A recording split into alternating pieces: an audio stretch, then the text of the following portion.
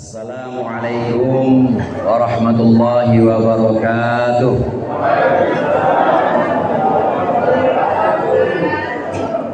Alhamdulillahi rabbil alamin. Wa bihi nasta'inu ala umuri dunya waddin. Wassalatu wassalamu ala asyrafil mursalin Sayyidina Muhammadin wa ala alihi wa ashabihi ajma'in. Amma ba'd. Para alim, ulama, wabil khusus guru kita al-muallim Kiai Haji Fakhruddin Al-Bantani, matta'anallahu bidhuli hayatih. Mudah-mudahan Allah senantiasa memberikan kebahagiaan pada kita sekalian dengan hadirnya beliau, dengan hadirnya muallim, para guru, para ustaz, dan segenap dari wakil camat dan juga Pak Lurah atau yang mewakilinya, segenap aparatur pemerintah baik dari sipil maupun dari TNI, Bapak, Ibu, hadirin hadirat yang dimuliakan oleh Allah. Alhamdulillah, sebagai kalimat tasyakur, sebagai ungkapan rasa syukur, kita sekalian di sini bisa hadir untuk melaksanakan maulid yang paling bontot. Ini udah Jumadal Ula, udah bulan Jumadal Ula. Al-Huda bekerja sama dengan remaja masjid melaksanakan maulid. Meskipun ini maulid mungkin yang paling bontot, yang paling belakangan, mudah-mudahan ini yang paling berkesan dan yang paling Allah ridhoi. Amin. Bapak, Ibu, hadirin hadirat yang dimuliakan oleh Allah, bahagia kita rasanya merayakan maulid yang artinya merayakan kelahiran Rasulullah Sallallahu Alaihi Wasallam. Kata maulid itu kadang disebut mulut, kadang disebut sebagai maulid. Dua-duanya sama. Asal katanya, dasarnya itu dari walada yalidu. Maulid itu artinya waktu kelahiran. Kadangkala maulid disebut sebagai tempat kelahiran. Kalau bapak dan ibu pernah umroh atau haji, itu ada maulid Rasul. Itu satu tempat di mana Sayyidatina Aminah melahirkan Rasulullah. Satu bangunan yang sekarang masih ada di Mekah, itu disebut sebagai Maulid Nabi. Artinya itu tempat kelahiran Nabi. Nah, kalau yang kita laksanakan, yang kita adakan tahun demi tahun, yang kita adakan setiap bulan Rabiul Awal mulainya, dilanjutkan dengan bulan-bulan berikutnya, ini maulid artinya adalah waktu kelahiran. Mungkin muncul pertanyaan dalam benak kita, kalau disebut maulid ini artinya waktu kelahiran, padahal hadirin, padahal bapak-bapak, ibu-ibu, ini udah lewat masa kelahiran Rasulullah. Kenapa kita masih tetap merayakan kelahiran Rasulullah? Ini untuk menunjukkan kepada kita bahwa Rasulullah Sallallahu Alaihi Wasallam ini senantiasa lahir dalam keseharian kita. Kita semua ikut wudhu, kita semua mengangkat hadas kecil. Ini kalau bukan ikut Nabi Muhammad, emang ikut siapa? Pasti kita mengikuti Nabi Muhammad Sallallahu Alaihi Wasallam. Setiap harinya ini dilahirkan kembali. Setiap harinya Rasulullah lahir kembali. Lahirnya dalam amalan-amalan yang kita lakukan. Tadi bapak-bapak sholat isya apa? Sholat isya apa? Madhabnya madhab mana? Kiblatnya kemana? Kiblatnya kemana? Kiblatnya ke kulon, madhab barat kalau di Indonesia. Nah kalau tempat lain kayak di tempat-tempat Eropa itu bukan madhab kulon, tapi madhabnya ya madhab wetan sesuai dengan tempatnya. Ini mustaqbilal kiblat, menghadap kiblat, mengangkat hadas besar maupun hadas kecil. Ini kita melahirkan kembali sosok Nabi Muhammad sallallahu alaihi wasallam. Yang kita lakukan amalan-amalan dalam agama Islam itu adalah melahirkan kembali Rasulullah dalam keseharian kita. Kalau benar kita mengaku cinta kepada Rasulullah, maka cinta bukan hanya di bibir, betul? Cinta bukan hanya di bibir, bukan cuma rayuan gombal saja, bukan cuma bujuk rayu yang hanya sampai membasahi bibir saja, tetapi cinta harus ada bukti nyatanya. Bukti nyata cinta kita kepada Rasulullah, bukti nyata kita cinta bahwa maulid ini benar-benar membekas dalam diri kita adalah maulid melahirkan kembali Rasulullah dalam keseharian kita. Bapak Ibu hadirin hadirat rahimakumullah, ajaran-ajaran yang dituntun oleh Rasulullah kepada kita itu cuma mengandung dua hal. Yang pertama perintah, yang kedua larangan. Gampang udah begitu. Agama itu isinya cuma dua. Islam itu isinya cuma dua. Yang pertama perintah, yang kedua larangan. Perintah yang disebut dengan fi'lul ma'murat, melaksanakan perintah-perintah. Ini ada perintah yang sifatnya wajib, fardu seperti sholat 5 waktu. Ada perintah-perintah yang sifatnya sunnah. Sholat 5 waktu wajib. Puasa Ramadan wajib. Zakat wajib. Haji wajib. Bakti kepada orang tua wajib. Hormat kepada guru wajib. Ini yang terakhir pegangannya pegangan murid nih ya.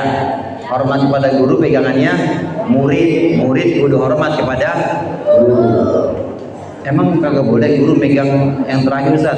Ya boleh aja, cuma jangan mentang-mentang guru kemudian minta dihormatin, jangan. Tapi murid kudu menghormatin gurunya.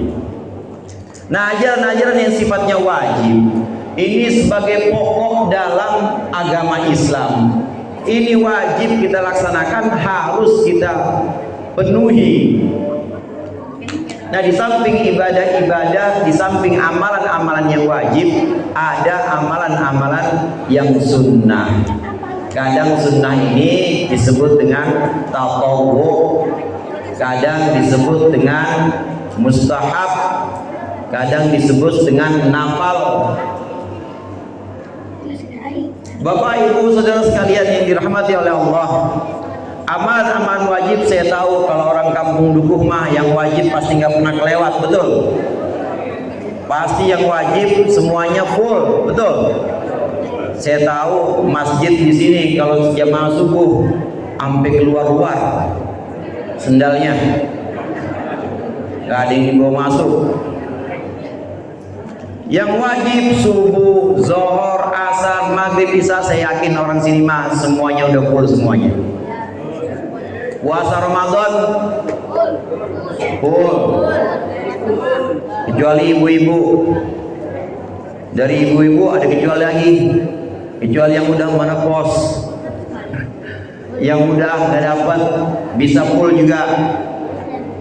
Tapi kalau yang ada halangan ya kudu dibayar lagi. Amalan-amalan yang wajib, yang pokok dalam Islam, ini sejatinya sebenarnya sudah bisa mengantarkan seseorang untuk masuk surga. Sering saya sampaikan dalam kesempatan-kesempatan atau pengajian-pengajian, ibadah-ibadah yang wajib saja itu sudah merupakan pokok dan dasar, insya Allah udah bisa nganterin kita masuk surga, Pak. Udah bisa nganterin kita masuk surga, menyelamatkan kita dari neraka kalau ibadahnya sempurna. Sholat contohnya, kita sholat itu syarat dan rukunnya sudah terpenuhi, insya Allah itu sudah sah. Insya Allah sudah sah, asal syaratnya nutup aurat, pakai mukena kalau ibu-ibu, kalau bapak ya pokoknya pakai pakaian yang kira-kira menutup auratnya, menghilangkan hadas atau mengangkat hadas. Syarat itu menghadap kiblat, syarat juga. Rukun-rukunnya mulai takbiratul ihram sampai salam semuanya dipenuhi. Kalau ibadah-ibadah yang wajib, syarat dan rukunnya sudah terpenuhi, maka insya Allah semua sudah sah. Semuanya sah secara fikih. Tapi apakah ibadah yang sah ini diterima oleh Allah? Ini pertanyaannya.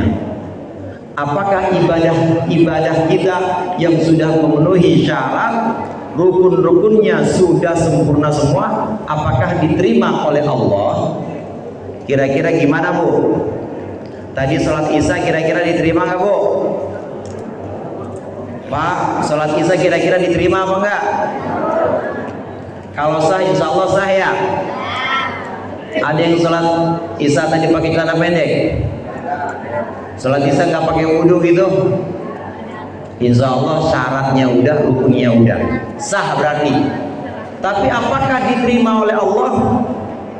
Belum tentu.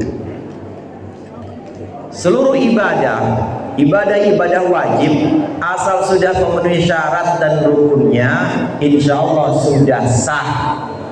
Tapi apakah ibadah itu diterima? Belum tentu. Imam Ghazali menyebutkan di antara tanda diterimanya ibadah seseorang, bukan tanda-tanda sah, bukan. Dikasih air biar lamaan apa? Biar betah saya begitu. Di antara tanda-tanda diterima atau kabulnya ibadah seseorang itu muncul faidah dari ibadah tersebut. Tujuan ibadahnya terlaksana.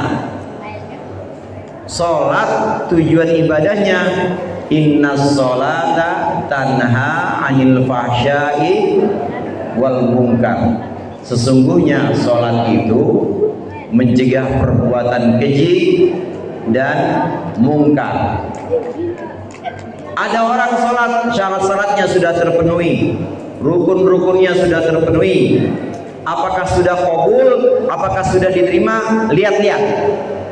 Kalau sholatnya sudah bisa mencegah dia dari perbuatan keji, sholatnya sudah bikin dia ngerem, sholatnya sudah bikin dia berhenti dari korupsi, berhenti dari perbuatan-perbuatan mungkar, maka insya Allah itu tanda sholat itu diterima. Puasa yang wajib, puasa Ramadan, rukunnya menahan diri dari segala yang membatalkan puasa, dari makan, minum, serta dari kemaluan atau jima, mulai subuh sampai maghrib, itu rukunnya. Asal orang sudah melakukan ini, sah insya Allah. Mau dia puasanya dari subuh megang bantal tidur lagi, zuhur bangun megang bantal lagi tidur lagi, kira-kira sah nggak tuh begitu? Sah tetap. Tapi apakah diterima? Lihat-lihat dari ibadah puasanya, apakah ada yang terbentuk dalam dirinya? Kalau dari ibadah puasanya la'allakum tattaqun, menjadikan orang-orang bertakwa.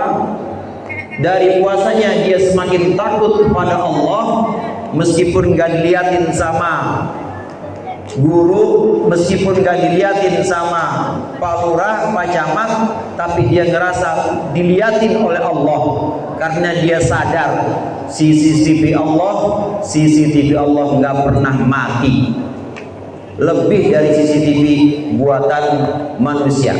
Terus merasa diawasi oleh Allah, merasa takut kepada Allah dengan puasanya, sampai dia nggak berani kalau dalam puasa dia melatih untuk menahan makan, menahan minum, menahan jima, meskipun gak ada yang ngawasin, dia ngerasa diawasi oleh Allah. Selepas dari puasa dia merasa terus diawasi oleh Allah dan semakin bertakwa, semakin merasa terus diawasi oleh Allah, maka itu tanda-tanda puasanya diterima. Ini bedanya qabul atau diterimanya ibadah dengan sahnya ibadah. Kalau sah udah pasti syarat dan rukun, asal sudah terpenuhi semuanya sah. Tapi kalau qabul atau diterima, lihat-lihat apakah ada efek dalam ibadah kita atau tidak. Kalau ada efek yang baik, maka insya Allah diterima. Bapak Ibu hadirin hadirat rahimakumullah, amalan-amalan ibadah-ibadah kita yang sudah memenuhi syarat dan rukun ini belum tentu diterima. Amalan-amalan wajib atau ibadah-ibadah wajib, sholat 5 waktu, puasa Ramadan, zakat, haji, belum tentu diterima. Lalu apa yang kira-kira bisa menambal, yang kira-kira bisa menggenapkan atau menyempurnakan ibadah-ibadah kita yang kurang sempurna, ibadah-ibadah kita yang kita khawatir tidak diterima? Rasulullah SAW mengajarkan kita ibadah-ibadah sunnah ini bisa menambal kekurangan dari ibadah-ibadah wajib. Habis sholat isya ba'diyah isya 2 rakaat. Habis maghrib ba'diyah maghrib 2 rakaat. Habis subuh apa subuh? Ba'diyah. Habis subuh habis asar nggak ada, Pak. Saya seumur-umur nggak pernah habis subuh sama habis asar sholat ba'diyah. Nggak pernah. Qobliyah, asar subuh qobliyah. Ini ibadah-ibadah sunnah rawatib bisa menambal sholat-sholat wajib kita yang asar belum khusyuk, yang subuh masih ngantuk, yang isya udah mulai capek lagi, itu pikiran udah kemana-mana, ingat Allahnya waktu takbir doang, Allahu Akbar, ingat Allah. Karena wajib ingat itu Pak, Bu, waktu takbiratul ihram wajib ingat Allah. Kalau nggak ingat Allah batal.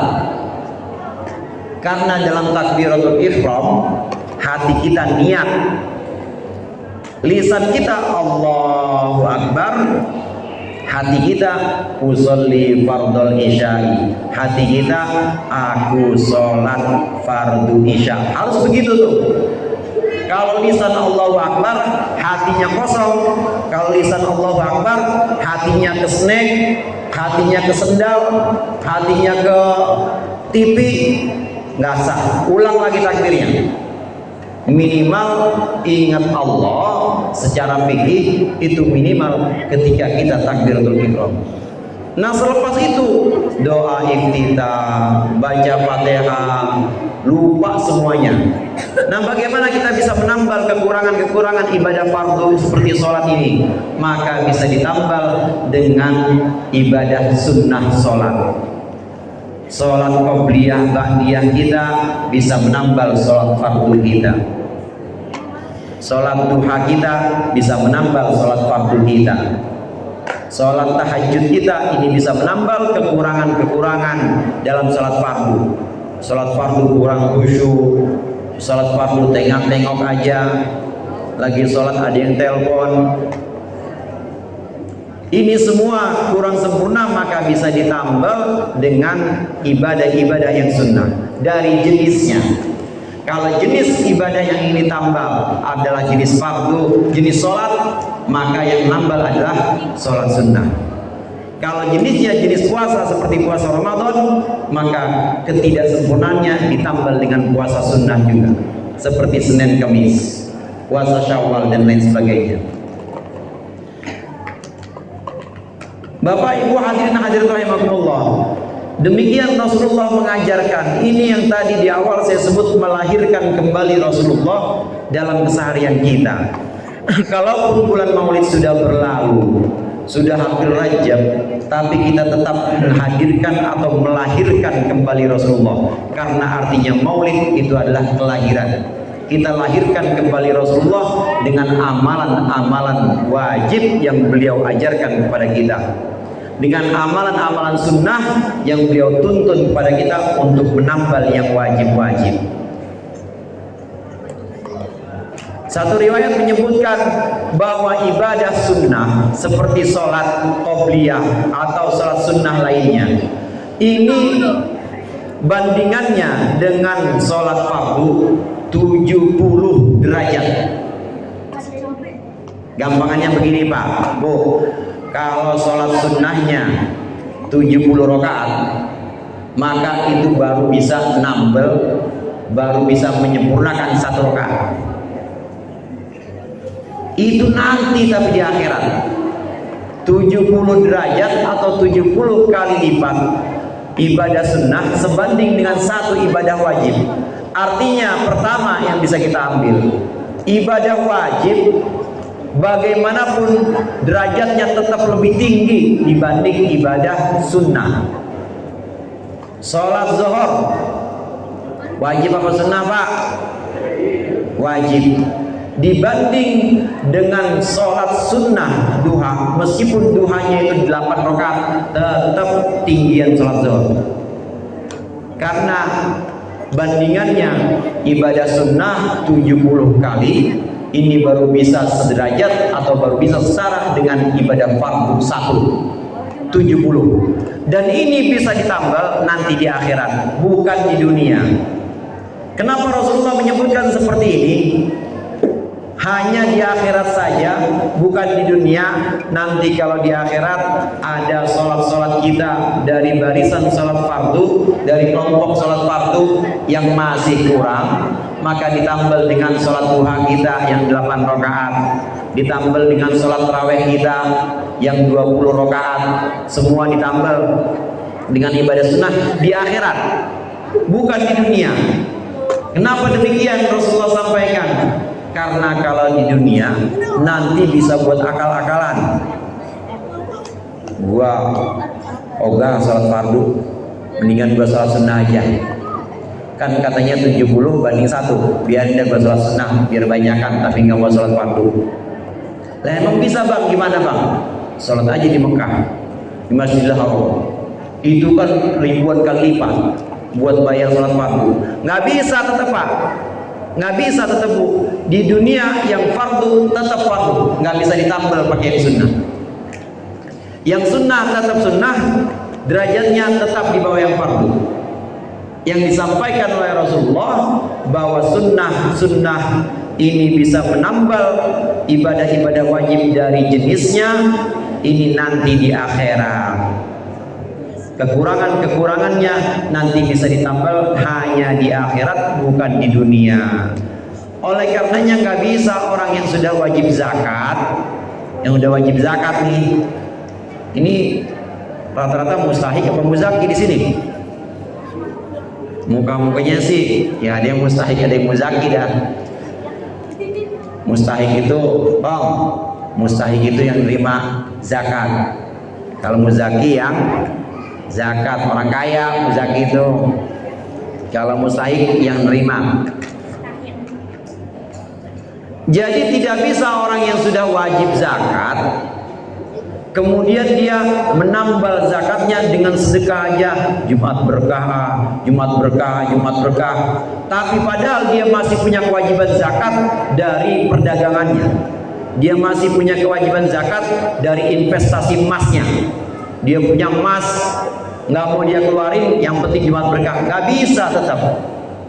Kalaupun bisa menambah dari jenis yang sama, yaitu jenis sodakoh. Kalau zakat sodakoh wajibah, kalau sedekah selain zakat namanya sodakoh tatawu.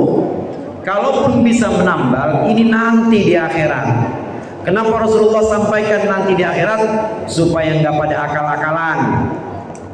Sebab kalau dibilang bisa ditambal di akhirat, nanti yang sudah wajib zakat, dia nggak ngeluarin zakat emasnya, nggak ngeluarin zakat perniagaannya, tapi sama dia ditambal pakai Jumat berkah lagi, Jumat berkah lagi.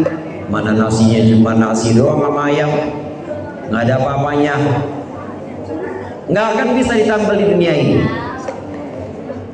Alhasil, hadirin hadirat Bapak Ibu rahimakumullah, dengan perayaan Maulid ini kita mohon kepada Allah untuk terus dibimbing.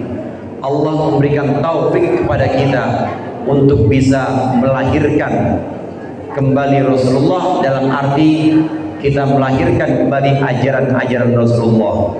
Yang wajib-wajib kita laksanakan terus, yang sunnah-sunnah ini kita jalankan sebagai penyempurna yang wajib dari kita. Yang terlarang, yang sifatnya haram, kita jauhkan benar-benar. Dan yang sifatnya terlarang namun bukan haram tapi dalam kategori makruh, pelan-pelan kita mulai berbagi jarak dengannya. Yang terakhir, mudah-mudahan hadirnya kita ini mendapat ridha Allah dan juga menjadi bukti bahwa kita adalah orang-orang yang niat betul sungguh-sungguh untuk menghadirkan Rasulullah, melahirkan Rasulullah kembali dalam setiap ibadah-ibadah kita. Dan mudah-mudahan ini terus istiqomah. Mudah-mudahan Allah membimbing kita untuk bisa terus melaksanakan kebaikan-kebaikan. Itu saja dari saya, lebih kurangnya mohon maaf. Wallahul muwaffiq ila aqwamit thoriq. Wassalamualaikum warahmatullahi wabarakatuh.